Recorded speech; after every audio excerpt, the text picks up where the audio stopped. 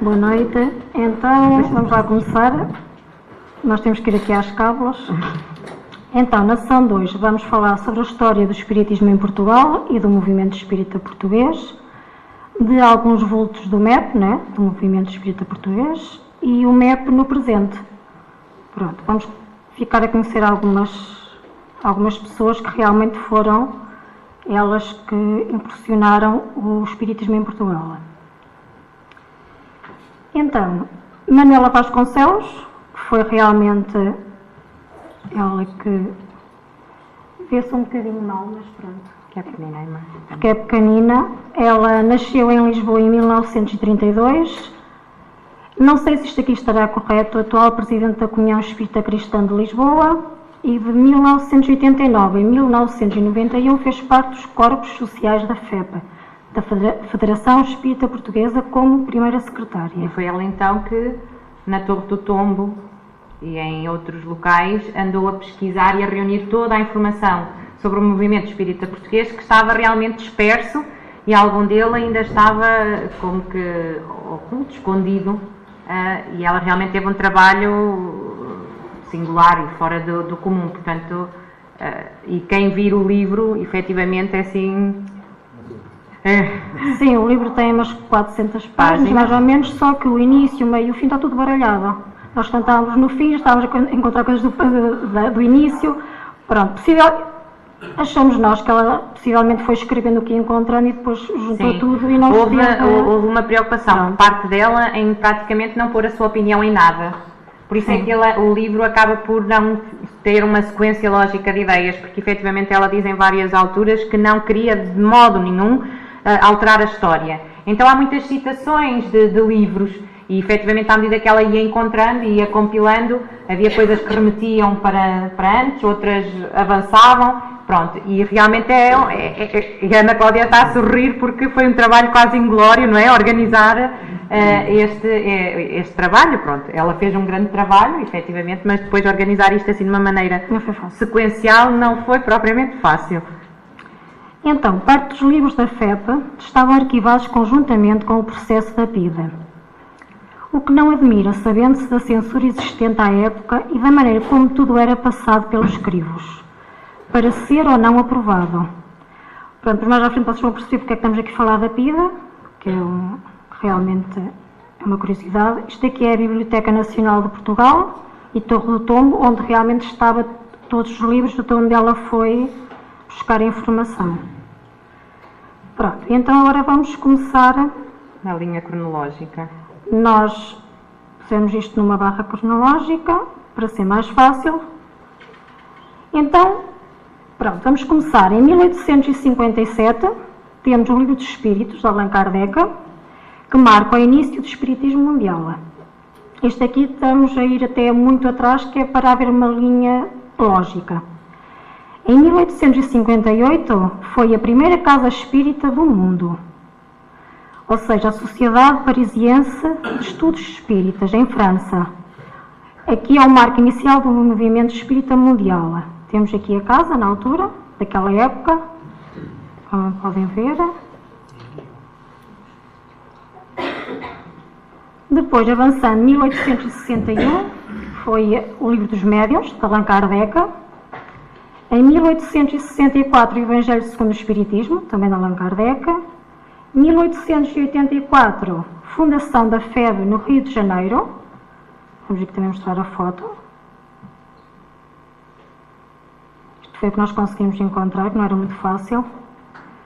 E em 1900, primeira casa espírita em Portugal, aqui começa tudo, que se chamava Luz e Caridade e foi aberta, ou foi constituída em Braga. Então vou recorrer aqui às cábulas. Ou seja, eles eram 3 irmãos que abriram esta casa, eram conhecidos pelos irmãos Cunha, não eram irmãos carnais de sangue. Eles tinham voltado do Brasil, onde estiveram imigrados, e com a ideia de implantarem na nossa terra, deles Braga, a doutrina descoberta, que de França já tinha chegado àquele continente. Pronto, então eles fundaram então o Centro Espírita Luz e Caridade. Eram Manuel da Graça, Joaquim Rocha e Martins Cunha. Nós estávamos bem atrás, que isto começa no Brasil, não é? Ou seja, começa em França, com Allan Kardec, realmente chega ao Brasil, esta doutrina, e depois é trazida para Portugal por imigrantes. De qualquer das formas, o que se pode ver, não sei se muitos se calhar achariam que a história do movimento espírita em Portugal seria uma coisa muito mais recente. E se formos a ver, não é? Uma vez que surge o Livro dos Espíritos em 1857, 40 e poucos anos depois surge em Portugal, o que não é assim uma coisa tão longe na linha de tempo, certo? Portanto, a história do movimento espírita, pelo menos para nós foi uma surpresa, é muito mais antiga, em termos de Portugal, não é? Do que propriamente, se calhar, aquilo que nós achávamos. Portanto, efetivamente, é uma história já centenária. Então, em 1900, falamos do Dr. Sousa Couto. O Dr. Sousa Couto foi o primeiro espírita de renome, se assim pudermos dizer, enquanto que a casa dos irmãos Cunha em Braga seria uma coisa mais familiar, não é? Apesar de já estar aberta ao público, o Dr. Sousa Couto efetivamente tinha uma característica que era a sua visibilidade. E então ele vai representar Portugal no Congresso de 1900 em Paris. Portanto, já temos um português a levar não é, para o estrangeiro Portugal como uma potência espírita, não é? Como um país onde havia já a doutrina espírita. Acabou por ser bastante rápida esta ascensão do Dr. Sousa Couto, porque ele inicia o seu trabalho espírita mediúnico com os irmãos Cunha em Braga, em 1898, exatamente. É a primeira altura onde há vestígios ou onde há alguma informação acerca deste senhor. E então ele realmente, tal era a sua curiosidade e tal era o seu ímpeto de conhecer mais sobre a causa espírita, ele deslocava-se a Braga, porque ele não era de lá, recorrentemente para poder assistir aos trabalhos mediúnicos e aos trabalhos e às reuniões de efeito físico, na altura chamadas reuniões de efeito físico. Pronto, temos então aqui o Dr. Sousa Couto, que nasceu na freguesia de Santa Maria de Sandim, concelho de Gaia, em 16 de março de 1855. Era advogado, frequentou por diversas vezes, como eu já disse, o Centro Espírita Luz e Caridade em Braga. Era um dos elementos presentes nas reuniões de efeitos físicos e pesquisa. Vocês vão ver que também o vocabulário, entre aspas, vai mudando ao longo da linha cronológica, certo? Pronto, então temos aqui, ele leva então para Paris a intenção, e é isso que está descrito nas atas do Congresso de Paris, a intenção de formalizar ainda mais o movimento espírita em Portugal. Portanto, ele já leva para o estrangeiro uma ideia, não é, que ele tinha, de constituir algo mais formal em relação ao espiritismo em Portugal. Portanto, é o primeiro nome, que nós podemos assim dizer, que realmente leva a doutrina a dar um passo em frente. Em 1906, temos a divulgação das psicografias de Fernando Lacerda, um dos maiores médiuns portugueses. Fernando Lacerda era um inspetor, nasceu em Loures e dos 13 aos 19 anos viveu com o seu tio em Lisboa. Em 1884 volta para Loures, ajudando o pai, ora viúvo, na criação e educação dos irmãos. Em 1899 começa a notar, e isto são as palavras do próprio Fernando Lacerda, que a mão, mesmo contra a sua vontade, lhe traçava escritos que era forçado a atribuir a uma inteligência estranha. Não era só a letra, que não era a sua, não é? E a assinatura afirmante deles, era o próprio conteúdo. Portanto, ele vai receber psicografias de grandes nomes, grandes autores portugueses. Essa de Queiroz, Camilo Castelo Branco, entre outros espíritos. E tudo é compilado num livro que se chama Do País da Luz. Ele é também o primeiro nome em termos de mediunidade, não é? Em Portugal, ainda hoje extremamente conhecido. Ele depois, mais tarde, ele tem que fugir para o Brasil. Em 1910 ele exila-se no Brasil por causa de problemas políticos e acaba por desencarnar lá, sendo até mais reconhecido como médium lá do que no seu próprio país. Mais tarde é que chegou cá muita da sua obra. Em 1907, então, como eu tinha dito há pouco, temos o Dr. Sousa Couto, não é? Que tinha aquela intenção de formalizar o movimento espírita em Portugal, e então temos a Constituição Informal da FEP, um aglomerado de pessoas simpatizantes do espiritismo, se assim podemos dizer, que têm então a intenção de fazer algo mais.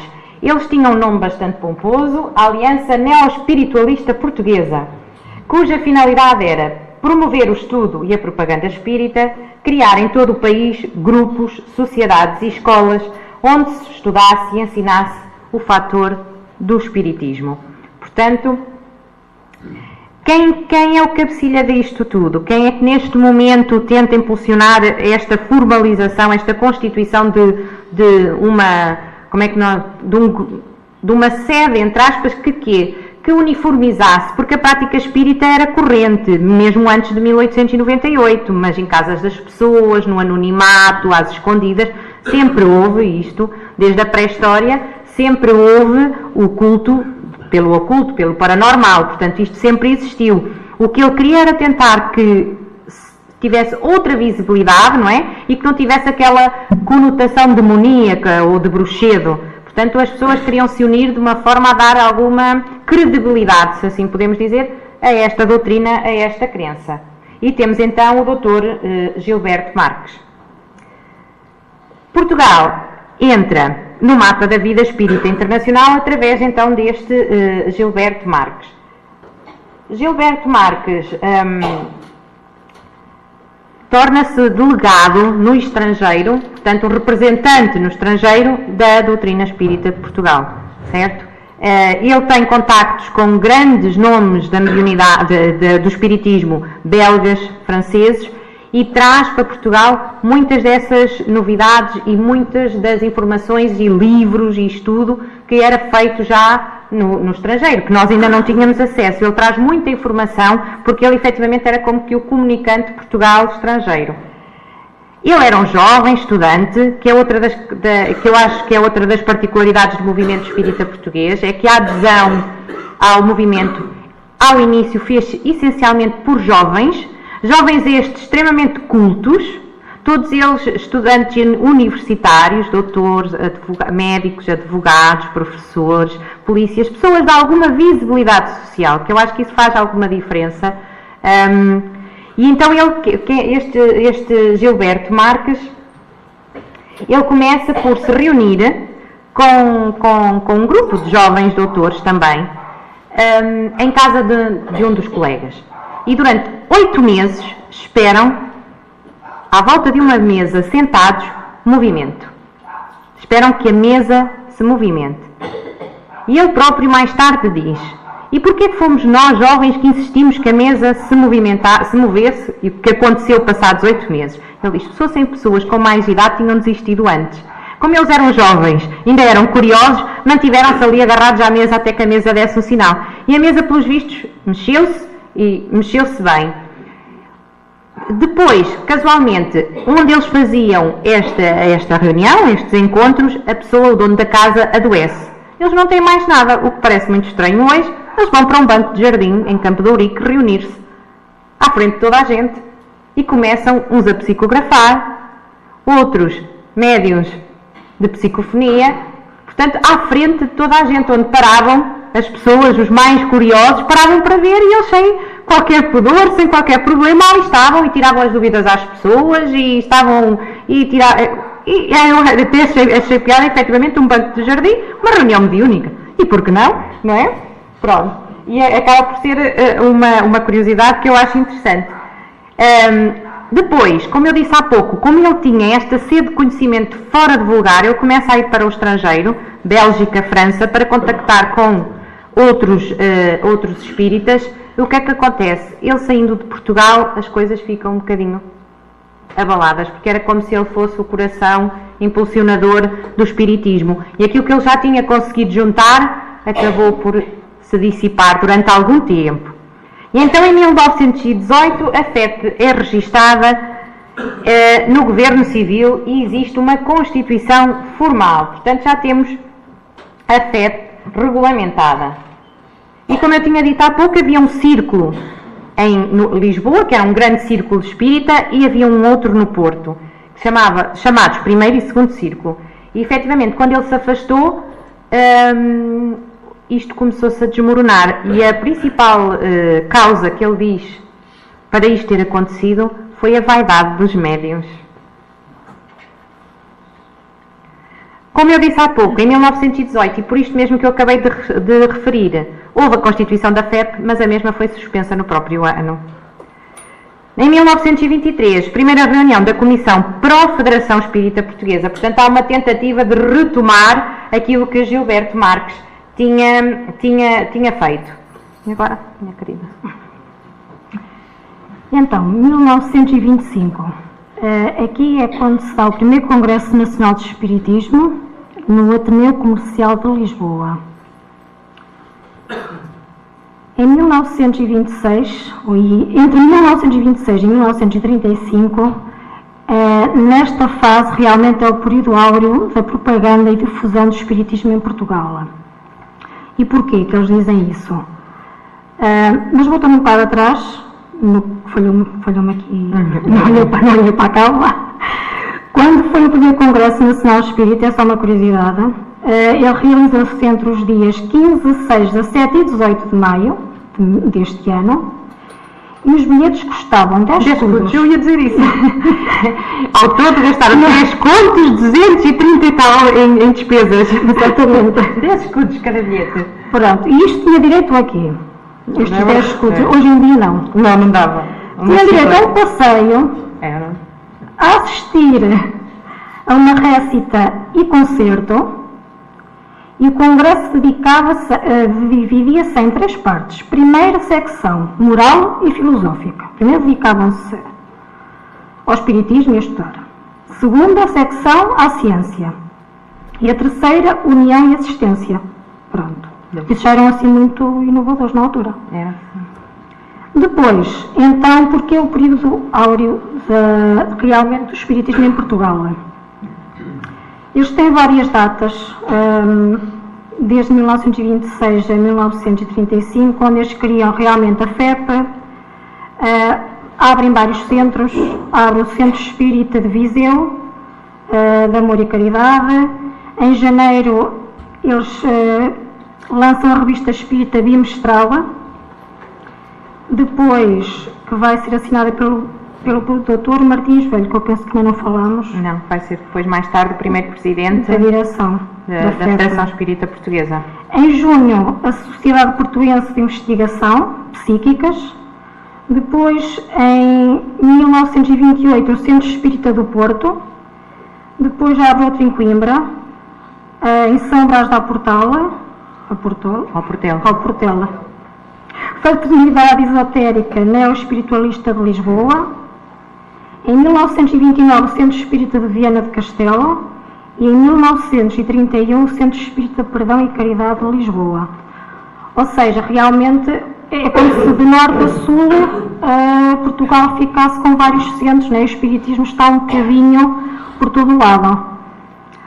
Tal era realmente o crescimento tão rápido. Em 1926 é dada a aprovação dos estatutos da FEP pelo Governo Civil de Lisboa.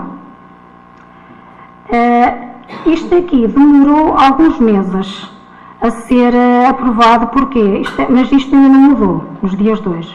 Porque, entretanto, quem estava à frente morreu. Depois os papéis perderam-se.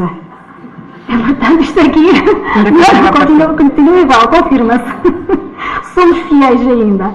Pronto, ou seja, isto tudo levou que os estatutos demorassem algum tempo a ser aprovados, e isto era mesmo muito importante, né? Porque era o que ia fazer, era o que ia reconhecer realmente com que o espiritismo fosse, não é que fosse legal, mas, sim, mas era isso, no fundo era isso, né? Que ele estivesse legal e ninguém pudesse pegar por nenhuma ponta. Pronto. Depois, em 1927, temos a inauguração da Sociedade Portuense de Investigações Psíquicas, no Porto, que foi a 5 de junho de 1927. Temos aqui a imagem. Temos aqui uma nota esta sede foi confiscada pelo governo de Salazar à Sociedade de Investigações Psíquicas, na rua Pedro Alves Cabral, número 2226, na cidade do Porto.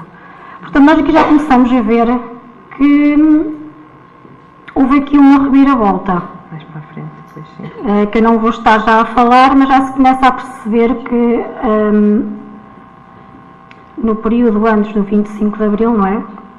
As coisas não foram fáceis para os espíritas. Em 1929, a FEB filia-se à FEI, a Federação Espírita Internacional. Depois temos também o desencarne de Firmino Teixeira, em 1932. Eu vou-vos aqui apresentar o senhor. Estes tinham todos bigode, mas é verdade. Natural da Póvoa de Varzim, foi para o Brasil com cerca de 14 anos, fixando-se no Rio de Janeiro, onde viveu até aos 45 anos, uma vida. É um dos nomes gratos do espiritismo em Portugal, sempre pronunciado com respeito e gratidão pelos espíritas de então, principalmente pelo apoio que deu à Federação de 1926, à Sociedade Portuense de Investigação Psíquicas do Porto e aos centros espíritas então existentes. Vem a desencarnar na Póvoa de Varzim em 1932. Este senhor, ele ajudou financeiramente a Federação Espírita Portuguesa e foi graças a ele que se compraram os edifícios. Portanto, vejam quanto é que ele ajudou. Que se compraram os edifícios da FEP, hoje Casa Pia, e o edifício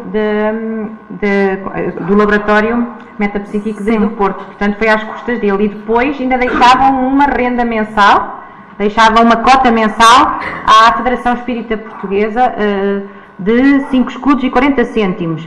E depois dizia que dava para alimentar uma família de 5 escudos e 40 cêntimos, dava para alimentar uma família de 4 pessoas, e dizia lá mais o que é que dava. Portanto, parece 5 escudos e 40 cêntimos pouco dinheiro, mas era efetivamente muito dinheiro que ele dava mensalmente à Federação Espírita Portuguesa. Pronto, Firmino Teixeira realmente foi o grande benemérito da FEP, porque ele realmente emigra e quando volta ele não se esquece. Lá está, ele conhece o espiritismo, né, no Brasil, e tem sempre a ideia, quando volta para cá, implantar o que ele aprendeu, né, partilhar com os outros. E realmente foi ele que criou a sede, né, uma sede fixa, para a Federação Espírita Portuguesa. O que, por um lado, quando ele desencarna, criou aqui uma certa desunião entre os espíritas. Lá está, bem a ganância e o orgulho outra vez, porque ele, com a fortuna que fez, tentou de alguma forma com que o espiritismo tivesse uma sede, tivesse os seus bens e tivesse dinheiro para os gastos, mas com o desencarne dele, todos achavam que eram herdeiros, por assim dizer, do que ele tinha deixado. Então aí começou uma guerra e uma desunião entre os espíritas, porque eu agora não sei, eram muitos sócios. Sim, até vai dizer à frente. Até vai dizer à frente. Depois, como a Susana disse, efetivamente, começou a haver realmente uma grande desunião, porque uns achavam-se privilegiados em relação aos outros, principalmente a Casa Espírita, que usufruía do mesmo edifício que a FEP. Porque os outros tinham que pagar luz, tinham que pagar água, tinham que pagar aluguer, e eles viviam à sombra do edifício da FEP. E até por essas pequenas coisas começou a haver atritos entre os sócios e confusão. De tal forma, como a Susana estava a dizer, que por alguns sócios quererem ter acesso às contas, o que é que se tinha feito ao dinheiro que este benemérito deu, foram expulsos. Portanto, foram expulsos António Joaquim Freire e António Vilela. António Joaquim Freire nasceu na Vila e Freguesia de Espinhel, Concelho de Penela, Coimbra, médico, escritor e jornalista.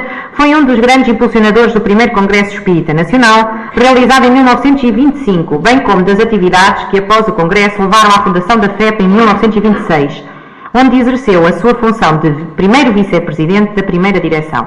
Diz-se do mundo espiritual que o Dr. António Joaquim Freire foi o grande impulsionador do movimento espírita português e, presentemente, um dos seus diretores e responsáveis espirituais pela evidente vivacidade e seu extraordinário dinamismo. Portanto, ainda continua o seu trabalho na vida espiritual. e António Lobo Vilela, engenheiro geógrafo e professor licenciado em Matemática e Ciências Pedagógicas, era natural de Vila Viçosa. Quando estudava em Coimbra, travou contacto com as manifestações das mesas pé de galo, aquelas mesas assim que se moviam. De regresso a Lisboa e orientado pelo Dr. António Joaquim Freire, lê obras de Allan Kardec, Leon Denis, etc. e encontra nesta nova filosofia a solução para os inúmeros problemas morais e sociais que muito preocupavam. Foi um dos alicerces que ajudou na consolidação da FEP, onde ocupou o cargo de segundo vice-presidente da primeira direção. Foi um dos fundadores e diretores da Revista de Espiritismo, fundada em 1927. Pronto. E aqui então começa a tal desunião que a Susana falou, chegando mesmo a apelidar a direção, estava difícil, a direção da FEP como ditadores. De tal forma, e era aquilo que a Susana estava a dizer, que em 4 anos, de 1.200 sócios, ficaram 250. E os primeiros a desistirem foram os sócios de menor número, isto é, o sócio número 3, o sócio número 4, mais do que os mais recentes. Aqueles que estavam mais a fundo foram os primeiros a sair. E temos outro desses exemplos, foi Maria Laura de Além, que também desistiu. Eu vou mostrar, pronto, eu acho sempre um piadão a esta senhora.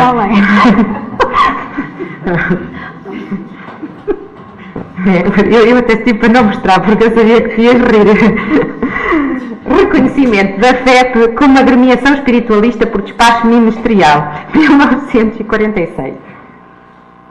Portanto, sai em diário do Governo, na altura não República, sai em diário do Governo a Constituição formal da FEP.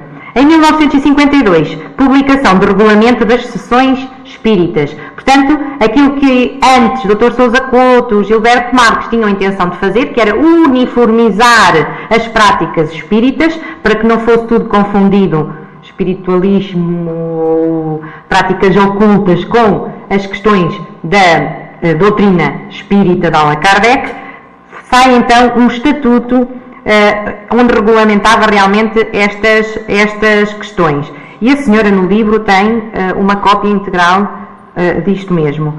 Reforma dos estatutos da FEP e submissão à aprovação ministerial, reprovação dos mesmos. Porquê? Comecem a ver as datas. 1952, 1953, estamos a começar a entrar no Estado Novo. O que é que acontece nesta altura? O Laboratório de Estudos Metapsíquicos do Porto, Charles Richer, era um laboratório porque nesta altura e para trás houve sempre uma grande necessidade de tornar tudo o que era oculto, paranormal, em algo científico. De tal forma que criaram este laboratório no Porto. Este laboratório tinha máquinas fotográficas daquelas...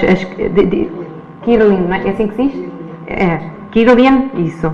Que são aquelas que tiram a fotografia à aura. Tinha aparelhos de gravar sons, para que toda e qualquer atividade paranormal fosse documentada e ficasse gravada, porque eles queriam mesmo tornar isto algo palpável, em que, não é, cientificamente comprovado. Para quê? Para que não pudesse vir ninguém e dizer que isto é tudo, vocês são todos uns impostores, é tudo uma farsa. E neste laboratório de estudos existia então a intenção de relacionar o espiritismo e ciência, assente no pressuposto ver para crer, não é? Servir e preservar a comunicação entre os dois mundos e documentar afirmações. O que é que acontece nesta altura? Diz aqui pedido de aprovação do Laboratório de Estudos Metapsíquicos Charles Richer.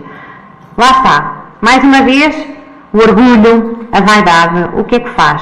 Temos uma FEP formalizada, legal, de portas abertas, e temos quem estava à frente do Laboratório de Estudos Metapsíquicos, se calhar à procura de um pouco mais de protagonismo, quis se desvincular e achava que o laboratório não podia estar ligado à FEP.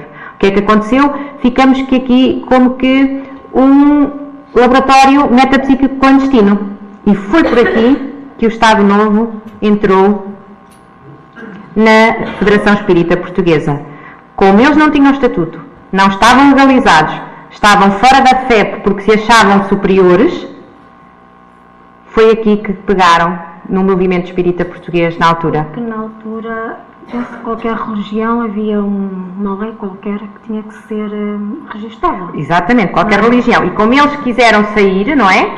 Queriam estatutos à parte, eles começaram a pegar por aqui. Ora, como, pronto, alguém que acredita na sua causa, o que é que os espíritas fizeram, principalmente estes do Porto, foram para os tribunais. Tentar reivindicar, não é? Aquilo que era seu, eles chamam eles por direito. E foi aí que perderam, e que foi quando começaram a ser confiscados todos os bens, e como já viram há pouco, prédios bonitos, do 22 ao 26, quer dizer que eram 4 na altura, não é? Queria dizer que eram pelo menos 3 portas, a 22, a 24 e a 26, prédios grandes, o prédio da Casa Pia de Lisboa, não é? Portanto, a FEP, a Federação Espírita Portuguesa, era riquíssima e ficámos sem nada. Encerramento da sede da FEP e confiscação do património por determinação de Salazar. Aqui está o edifício da FEP em Lisboa. Portanto, como veem, não era, pronto, coisa... para verem, não é? O espiritismo era algo que tinha um grande impacto, porque senão não tinha prédios e casas destas de porta aberta a dizer Federação Espírita Portuguesa, não é? Portanto, não foi uma coisa que só agora é que se começaram a ver, olha, ainda mesmo agora às vezes, olha, ali é uma casa espírita. Antigamente era assim, um prédio espírita, agora é uma casa. Não é? Era tudo em grande. Tínhamos um laboratório metapsíquico, não é? Um laboratório. E agora parece que estamos pior. Cuidado, olha ali. É ali que eles se encontram todos à noite. É para parecer mal, não é? Também, doutor, porque é que não vais às palestras de dia? Até parece uma coisa pior por ser à noite.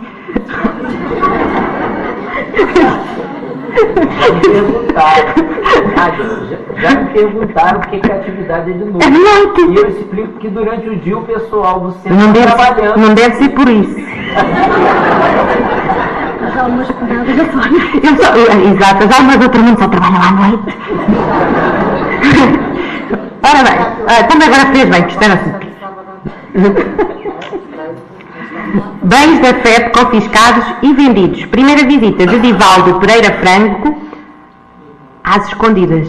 Ele não veio a Portugal abertamente, porque nesta altura já temos aqui movimento, ajudem-me.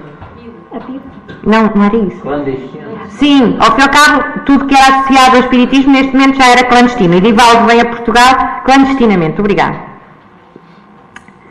Ora, isto é bem mais novo, se calhar, realmente, do que aquilo que nós agora conhecemos. Então, 1974 é o 25 de Abril, reestruturação da FEP e reivindicação do seu património. Só para que vocês vejam, como o espiritismo nunca ficou adormecido, não é? No fundo eles clandestinamente, Divaldo vinha cá, e eles iam se reunindo em várias casas. Teatros, não era assim? Teatros, sim. Eles iam mudando sempre de sítio, por causa da PID, não é? Ou seja, eles trocavam ali as voltas. Mal se está o 25 de Abril, no dia 26,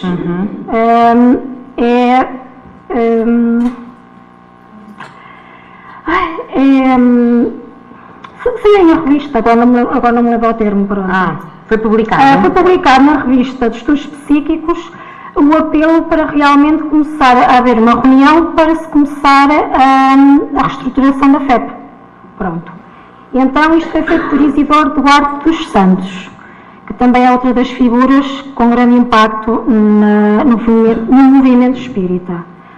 Só que Isidoro Duarte dos Santos desencarna pouco tempo depois. Ou seja, a 26 de Abril eles começam a tratar disto e eu penso que ele desencarna depois no número de dezembro participa-se o desencarne de Isidoro Duarte dos Santos, ocorrido repentinamente, e António Saraiva transcrevendo uma circular à FEP publicada no número de janeiro-fevereiro de 75, de Estudos Psíquicos, que continua a recordar para nós como foram aqueles momentos. Pronto, ou seja... Tens aí por acaso, o apelo é interessante. Tens aí algum bocadinho do apelo? Queres o apelo dele para... Tenho. Por acaso, Tenho. Não tem. Está aqui. Aos espíritas portugueses. Soou a hora da libertação. Tantos anos de opróbrio, perseguições e angústias não chegaram para amortecer em nós o ideal espírita que tantas almas redimiu, que tantos suicídios evitou e de que tanta alegria encheu os corações alanceados. Tantos anos sem que o desalento nos invadisse e aguardando o sol da liberdade, para que as nossas agremiações voltassem à sua atividade antiga. Tantos anos. Mas agora é preciso nova arrancada. Temos que nos reunir, conhecer os confrades que se tresmalharam como abelhas acossadas e tomar decisões correspondentes à nossa fé inabalável. Acho, não é? É um apelo, acho que sentido, não é? Por acaso, quando li, achei, não é? Acho que se eu estivesse a ouvir, acho que ia. Faço-me entender, não é? Acho que era uma coisa assim mesmo e continua, mas acho que era assim um apelo mesmo sentido. Desculpa. Não tem mal. Sim, é como a Ana está a dizer, eles viviam mesmo isto. Eles eram tão, sei lá, eles tinham tanto amor à doutrina espírita, depois eles queriam tanto mostrar o conhecimento deles, não escondiam, que é uma coisa que eu acho que agora já se começa a mostrar mais, mas parece que escondemos, não é? Fomos escondendo durante estes anos, e eles realmente viviam por amor à causa, e é uma das coisas que nos chamou a atenção, não é? Porque eles mesmo, com o facto de Salazar ter proibido e ter confiscado os bens todos da FEP, eles continuaram unidos e continuaram sempre a lutar por esses bens. Pronto, ele tem aqui, ele desencarna em novembro de 74, ou seja, de abril, foram 7 meses que ele esteve lá só. Ele, entretanto, então desencarna, mas é de louvar, e este acho que é o ponto interessante, tal é a paixão dele pela doutrina e começarem logo no dia seguinte a constituir uma nova Federação Espírita. Em 1976 temos a mudança de morada da FEPA, depois temos as 22 associações espíritas legalizadas, entre elas foram começando a legalizar, porque há associações espíritas que não estão legalizadas. Ou que não pertencem à FEPA. Que não pertencem à FEPA. Em 1975 dá-se o primeiro Encontro Nacional de Jovens Espíritas, que é o EJA, que vai ser feito por nós agora em 2020, já foi feito em 2009, portanto, 1985. Depois temos, em 1976, a formalização jurídica da FEPA, foi publicado no Jornal Diário, e aqui na formalização jurídica da FEPA há uma publicação, exato, em 1976 há uma publicação no Jornal Diário que eu vos trouxe aqui para ler por um particular, ou seja, ele aqui vai chamar a atenção outra vez onde é que estão os bens da Federação Espírita Portuguesa de quando, na altura antes do 25 de Abril, eles foram confiscados. Reivindicação de património. Então, é escrita uma carta que dizia o seguinte, isto foi no número de janeiro e fevereiro de 1975, notícias da Federação Espírita Portuguesa, na revista Estudos Psíquicos. Após várias consultas e conversações efetuadas com autoridades governamentais e de acordo ainda com o ofício emanado do gabinete do Sr. Primeiro-Ministro, foi finalmente presente ao Sr. Ministro da Administração Interna todo o processo reivindicativo do património da FEPA. Eu penso que não era isto. Mas pronto, como é de conhecimento público, entre os bens em causa encontram-se, além da valiosa biblioteca, aparelhagem científica, mobiliário e obras de arte. 2 importantes imóveis no Porto e outro em Lisboa, sendo este último conhecido Teatro Laura Alves. O Presidente da Mesa assentou ainda a complexidade do processo, pois a própria Casa Pia, entidade a quem foram entregues os bens da FEP, é um organismo governamental. Ou seja, isto quando foi entregue à Casa Pia, mesmo eles não sabem onde é que isto para. E quando eles falam aqui em quadros, eram quadros mesmo muito de valor incalculável na altura. A análise de todo o processo junto mostra a existência de muitas irregularidades causadoras, inclusivamente de ainda hoje os imóveis de a Casa Pia ter a posse, desde a data atrás referida, ainda estarem registados em nome da Federação Espírita Portuguesa. Mesmo estando registados na FEPA, mesmo assim eles não deram andamento ao processo. O Ministério da Administração Interna, ele determinou a perda dos bens da Federação Espírita Portuguesa, só podendo a questão resolver-se por via contenciosa ou legislativa. Pronto. Em março de 2003 é quando Maria Vasconcelos escreveu realmente o livro do MEPA, e ainda nesta data a Federação Espírita andava realmente a ver se conseguia reaver os bens. Eu penso que ainda hoje continue. Pronto. Eu quero fazer umas perguntas a vocês. Sim, pois é. Nós ainda não acabamos. Está bem. Vai. Exato. Vamos cantar a seguir. Nós não queremos esta pergunta. Ele é que ainda não percebeu. Eu já tinha dito que não queria. A alteração dos Estatutos da FEP em 1987. Não Mas queres pronto. a alteração, não queres as perguntas. As duas. Não, estou a brincar. E agora é rápido. É mesmo. 1988, aprovação da divisão regional para a criação da União. Portanto, muitas vezes descentralizar, não é? Acaba por ajudar. E então, fazer isto mesmo para que houvesse representantes em vários sítios do país, para que houvesse uma uniformização dos estatutos e das casas espíritas. Distribuição pelas associações do projeto de regulamento do Departamento de Infância e Juventude, portanto começa a evangelização. 1989 não é, começa a evangelização, mas de uma forma mais consistente. 1992 temos os primeiros jovens na direção da Federação Espírita Portuguesa. 1994 temos o 2º Congresso Nacional de Espiritismo no Hotel Meridian de Lisboa, que eu penso que o doutor este já foi, com 950 participantes, que eu acho que já é um número substancial, em que o patrono foi Fernando de Lacerda, e para quem não sabe, os CTTs na altura fizeram um envelope e um selo com a estampagem do rosto de Fernando de Lacerda. Em 1995, primeiro Congresso Espírita Mundial, em Brasília. Em 1996, criação da Livresp, Sociedade Editora e Distribuidora de Livros Espíritas. Não esquecendo, e peço desculpa porque efetivamente já tinha tido vontade, esqueci-me de dizer, e faz todo sentido, ao longo destes anos todos, e mais naquele início, onde tínhamos aqueles jovens, existiu sempre muita publicação espírita, revistas, semanários, havia de livre compra nos quiosques, encontrávamos o semanário Estudos Psíquicos, do Além, ASA, nem me lembro, o Mundo, não era o Mundo, o Orador, sempre muita revista ou divulgação espírita, sempre. Em 1998 dá-se o 2º Congresso Espírita Mundial em Portugal, na fila. Em 1999, criação da ADEPA, Associação de Divulgadores de Espiritismo de Portugal, que ainda hoje existe. Em 2000, 3º Congresso Nacional de Espiritismo, Palácio dos Congressos de Viseu. Já não foste a alguns destes. Vou mostrar que já estás aí. Não sabia, foi esse. Temos aqui o patrão espiritual foi António Freire. Desculpa. Em 2001, primeiro encontro de atos espírita de Fórum da Maia, este eu fui, sim, fomos cantar, não foi? Sim, ensaiar. Em 2002, 4º Congresso Nacional de Espiritismo no Fórum da Maia, o patrão espiritual foi a Lila. E pronto. E agora estou. Então pronto, como o doutor quer fazer perguntas, eu sou muito boa menina, eu vou avançar. Só vou ler aqui, está bem? Só uma curiosidade, que eu não sabia. Sim.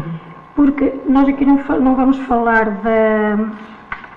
da esposa de Firmino, que era Maria Raquel Duarte Santos, nós vamos passar à frente, que ela realmente continua aos passos de Isidora Duarte dos Santos. E ela refere, eu por acaso vou saber, em 2012, eu não tinha lido isto, que Chico Xavier veio a Portugal. Eu por acaso não tinha lido isto, veio uma única vez. Ele acho que eles tinham ido, eu até li um bocadinho, referiu o Chico Xavier, consta que ele veio a Portugal. E ela diz que esteve aqui em minha casa, no mesmo lugar onde a Manuela está sentada, antes ou depois do 25 de Abril, antes, na revista Estudos Psíquicos. Vem com data essa reportagem dele aqui connosco. Esteve aqui um dia, foi a única casa. Ou seja, antes do 25 de Abril, Chico Xavier esteve cá em Portugal. Eu, por acaso, achei isto interessante. Pronto, nós temos aqui um jornalista, eu só vou... esqueci-me do nome, Jorge Rizzini. Pronto, ele fez também um artigo, e que eu ia tirar aqui alguns pontos importantes, mas passa à frente sem problema. Ele é um jornalista brasileiro que no Jornal Espírita do Rio de Janeiro fez uma compilação também sobre o movimento espírita português. Ele também é médium de psicografia e recebeu este poema psicografado de Luís de Camões. E eu passo a ler porque tem... Ó pátria minha, que por tantos anos sofreu dos ímpios trágicas torturas, de ti não me apartei nestas alturas, nem Deus te abandonou nos desenganos. Já resgatados foram os enganos que cometeste contra as Escrituras, quando querias calar nas sepulturas com ferro e fogo os anjos soberanos. Avante Portugal, ainda altaneiro, o dogma que faz vil a potestade, destrói, sem medo agora sob o pé, que Jesus não deseja em cativeiro, quem, inspirado pela divindade, os mares conquistou com tanta fé. Pronto, porque realmente este poema fala um pouco de nós portugueses e de todo o nosso percurso em relação tanto ao cristianismo, não é? De todo o nosso percurso até aos dias de hoje, que tantas vezes já também efetivamente batemos com a cabeça. Pronto, diga lá.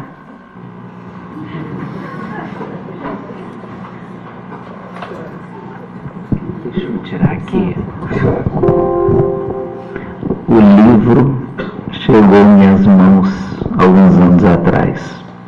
Eu precisava perceber o Espiritismo em Portugal. E precisava também, achava interessante, que essa casa, que sempre teve muitos jovens, pudessem também eles ler, conhecer e perceber melhor, né? Eu gostaria, dentro de o que te ajudou ler esse livro, recolher essas informações que vocês duas, juntamente com a Ana Cláudia e o Sérgio, elaboraram esse maravilhoso trabalho. Eu tive uma reunião aqui, umas 2 semanas atrás, com os trabalhadores da casa, e eu perguntei assim: quem aqui conhece a história do movimento espírita em Portugal? Muito pouco. Muito pouco foram os dedinhos que levantaram. Eu falei, então, em breve, nós vamos voltar a falar, porque existe um trabalho feito já há alguns anos. O que isso te ajudou, Suzana? O que isso te ajudou? É assim, quando nós fizemos o estudo, para já, a paixão que eles tinham pela doutrina e pela causa. Isso realmente foi o que me surpreendeu mais, porque não se vê assim tanto hoje em dia isso. Cá está, este seria o ponto positivo e o ponto negativo. Realmente é que é a tal falha que nós ainda continuamos a ter hoje, e muitas casas espíritas fecham por causa disso. Lá está a tal ganância de poder, e isso ainda se vê hoje em dia. Mas o que me ajudou realmente a não desistir, a fazer a minha parte, o que eu aprendi aqui a pôr em prática, seja não só aqui, o mais importante é lá fora, e foi realmente ver as dificuldades que eles tinham, que nós não temos hoje em dia, e eles nunca desistiram. E eu acho que foi isso que eu aprendi, não desistir. Nádia, o que mais te ajudou? O que mais te enriqueceu? Que vocês, para poder apresentar para a gente, vocês se instruíram primeiro. Foram os maiores beneficiados, foram vocês. Pronto, como eu disse há pouco, antes de fazer o trabalho, eu pensava que a história do movimento espírita português era muito mais recente. Pronto, não pensei que fosse uma coisa de há tantos anos. E, efetivamente, aquilo que a Susana diz, aquilo que mais me surpreendeu foi o que eles lutaram para ser, se calhar, o que nós somos hoje, uma casa aberta, não é? Legal, até considerada uma obra de solidariedade social, não é? Pronto. Efetivamente é isso mesmo, porque eles passaram por uma altura de perseguição e mesmo sabendo que podiam ser presos e até pior, continuaram de alguma forma com o espírito sempre com o foco, que era manter acesa a chama do espiritismo em Portugal. E outra coisa que eu também notei, pronto, nós sabemos efetivamente que Allan Kardec é um grande pioneiro do espiritismo e que se calhar é um dos... é como que eu há pouco estava a dizer que o espiritismo já remonta à idade da pedra, não é? Mas o espiritismo kardecista, não é? Allan Kardec em França. Mas se calhar também tinha aquela ideia, provavelmente, que o espiritismo tinha vindo do Brasil, porque efetivamente é um país com um número tão grande de habitantes que é normal que haja tanta influência e tanta nos mídias, o que nós encontramos mais em termos de informação. Foi daqui para lá. E foi daqui para lá, sim. E foi daqui para lá. Isso acabou por me surpreender. Sim, muito. Isso e outro trabalho que eu já fiz, não é? Que tem a ver com o Brasil, pátria do mundo, do coração do Evangelho, não é? Que efetivamente fomos precisos nós, portugueses, para o cristianismo ir para lá. E se calhar tinha a ideia exatamente contrária, de que o espiritismo tinha uma grande costela, ou se calhar brasileira, e não corresponde. Um outro detalhe importante também é que pelo menos dois grupos espíritas colaboraram com Allan Kardec. Mensagens recebidas colaboraram com Allan Kardec, enviavam as mensagens espirituais para a França, onde o codificador recebia. Muito bem, Suzana, espírito precisa de edifício, pedra, casa de pedra? Espírito precisa? Não. Espírito não precisa. Quem é que precisa? Cadeira, mesa, teto. Espírito desencarnado precisa? Não, e tínhamos um exemplo deles que se reuniam num banco de jardim, não é? Numa praça. Se assim fosse, não é só havia manifestações espíritas ou espirituais aqui dentro, não é? E pode acontecer em qualquer lado. Claro que não é mais para o bem-estar nosso, não é? Se termos um teto, para não estarmos ao tempo, é uma comodidade nossa. Mas não, o espírito não necessita disso, nem liga a isso. Se a casa é rica, pobre, se tem dinheiro ou não, isso não interessa para eles. Interessa sim a nossa dedicação à causa e ao nosso trabalho ser feito com amor ou não, ao próximo. Nádia, o que prejudicou mais daquilo que você leu ao movimento espírita português? Porque quando uma célula está doente, todo o restante também adoece. O que prejudicou mais? A perda de bens materiais ou a vaidade dos médiuns? O desentendimento entre confrades? Sem dúvida, o desentendimento dos confrades, sem dúvida. Até porque, mesmo não tendo teto, o movimento espírita perdurou. E, efetivamente, a riqueza foi o maior desafio. Conseguir viver na riqueza, que foi aí que começaram os grandes problemas. E na entrevista que a Susana falou de Raquel, esqueci-me do sobrenome da senhora, dos Santos, que ainda há pouco tempo, pelo menos, ainda era viva, ela diz mesmo, e após o 25 de Abril, foram gastas muitas energias a tentar recuperar o património, quando deviam tentar recuperar a verdadeira essência. Portanto, ela foi uma das que abandonou a causa de ainda andarem com o Estado às cabeçadas a tentar recuperar o património da Federação Espírita Portuguesa, porque efetivamente a Federação está cá hoje e não precisa de nada do que foi perdido.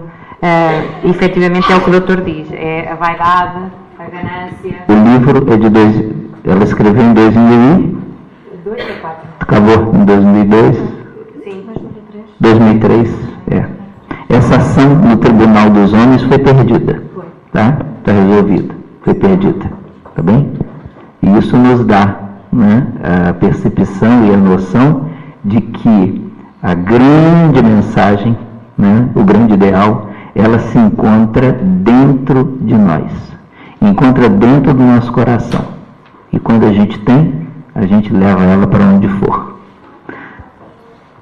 No início, vocês estavam ali fazendo a cronologia, vocês botaram ali o Congresso Mundial, 1998. A casa aqui estava nascendo. A casa aqui estava nascendo.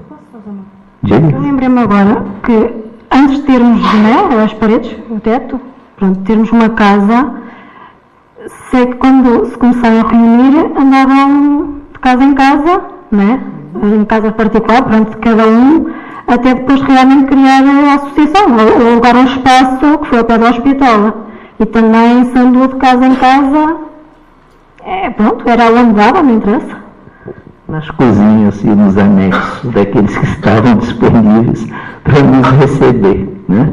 Muito bem. Obrigadíssimo vocês. Eu sempre que escuto esse estudo, eu me enriqueço mais de alegria e de vontade de trabalhar, né? E a gente vê um potencial fantástico, uma dedicação, uma entrega muito grande, né? Vamos então fazer a nossa prece. Muitíssimo obrigado.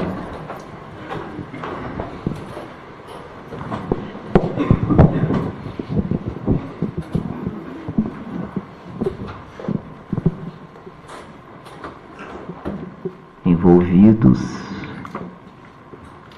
na alegria dessa psicosfera que o mundo maior nos oferece e nos convida a viajar no tempo, eis que a nossa memória vai buscar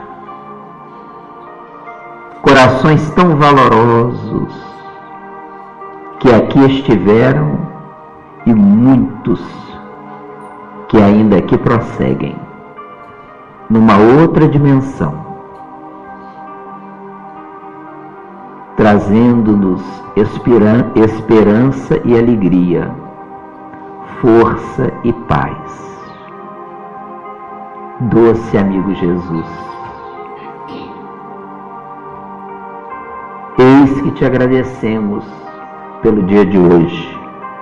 Agradecemos-te, Senhor, pelas primeiras horas desse dia.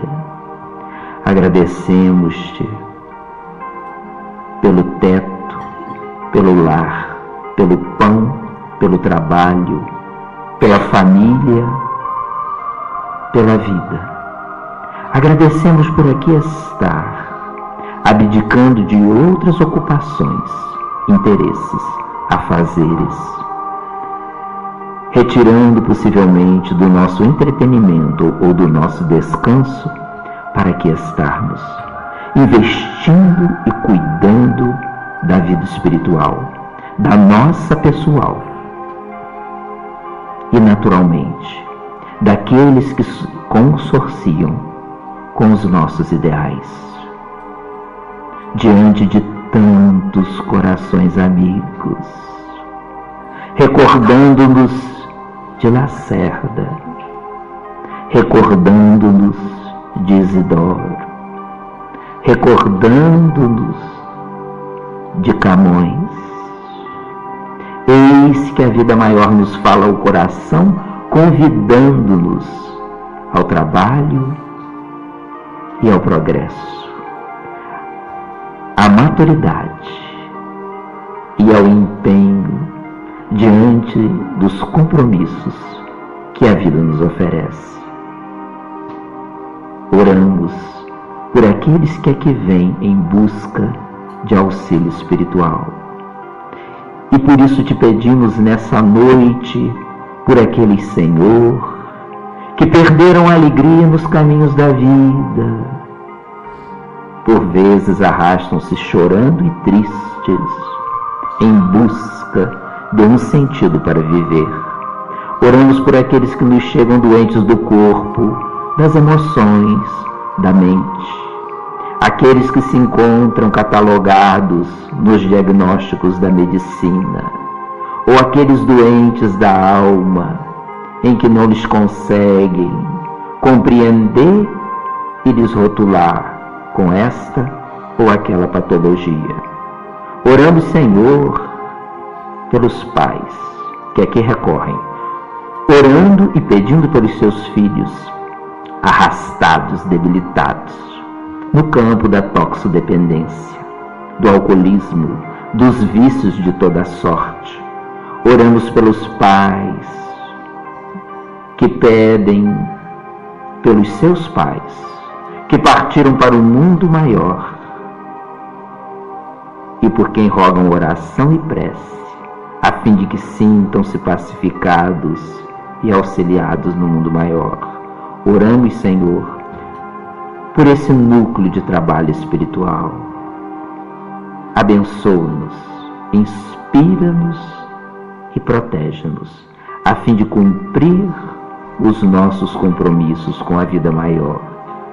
Envolve a todos aqueles que aqui vêm buscar da sua luz, do seu alimento espiritual.